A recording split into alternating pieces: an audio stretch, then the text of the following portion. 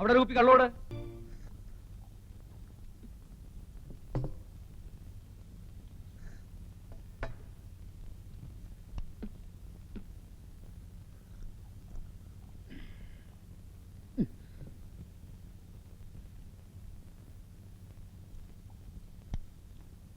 ആ എത്രയാ?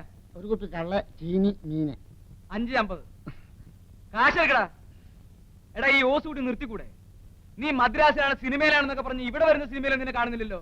എന്റെ ചാന്നാരെ ഞാൻ മടുത്തു. ഈ സിനിമാ ഫീൽഡ് ഞാൻ മടുത്തു. ഇനി ഒരു 5-6 കൊല്ലം ഗൾഫിലാണ്. അതാ ഇവിടെ ഇങ്ങനെ തെണ്ടി തിരിഞ്ഞ് നടക്കുന്നത് അല്ലേ?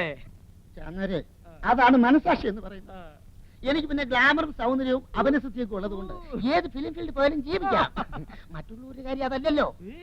ഞാൻ അവിടെ ചെന്നാൽ അവർക്ക് ക്ഷീണമാണ്, അവരെ പ്രാക്കും. അതാ ഞാനിങ്ങ് പോകുന്നത്. എടാ ഞാൻ അങ്ങനെയല്ലോ കേട്ടത്. നിനക്ക് കോടമ്പക്കത്ത് ചായപ്പിടിയിലെ എടുത്തുകൊടുപ്പാണെന്നുള്ള പരമു പറഞ്ഞത്. അത് അവന്റെ വിവരക്കേട് കൊണ്ട് പറഞ്ഞത്.